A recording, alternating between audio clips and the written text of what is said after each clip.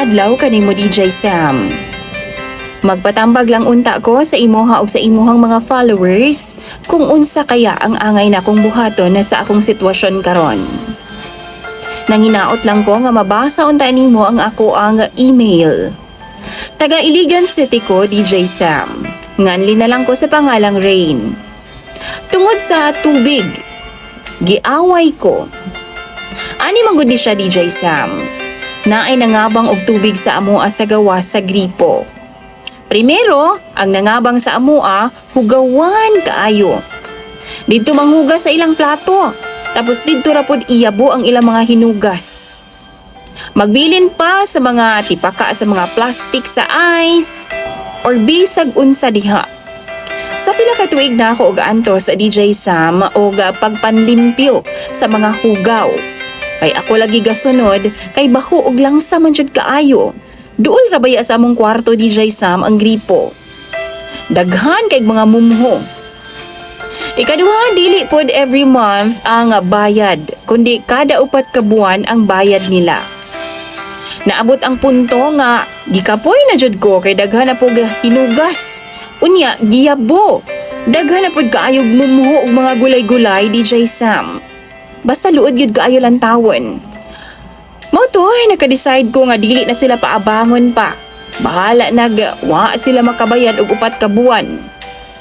Sa mga pila ka adlaw DJ Sam naa na poy ning hangyo nga didto na pud mangabang og tubig.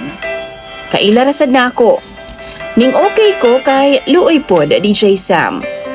Okay raman gud ni sila ang nangabang karon nga bag-o kay wa gyud hugaw ug dili gyud baho og langsa.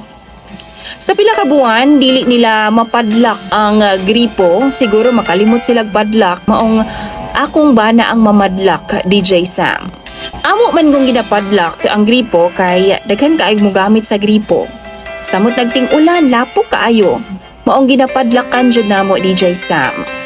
Sa kadugayan na sige og sunod og padlak ang akong bana gikapoy na daw siya. Tapos DJ Sam naabot ang punto nga galain akong lawas.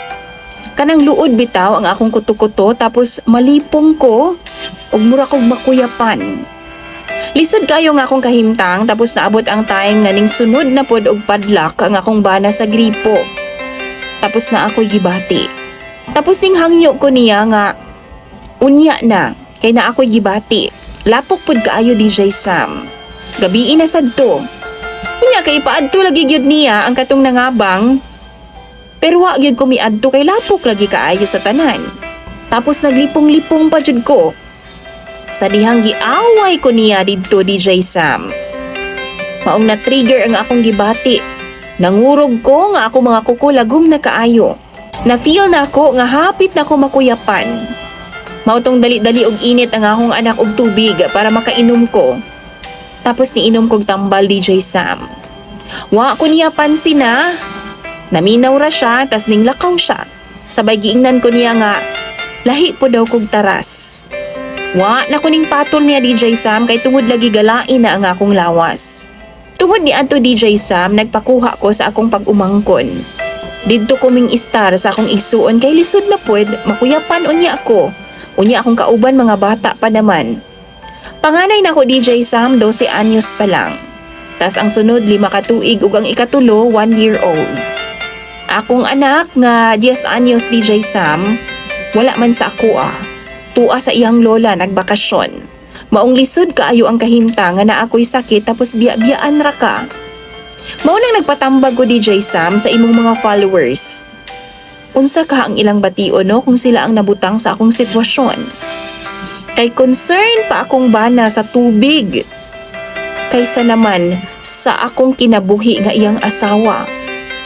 Basahon ko na tanan sa comment section ang inyong mga advice. Imong suking tigpaminaw og tigtanaw DJ Sam, Rain.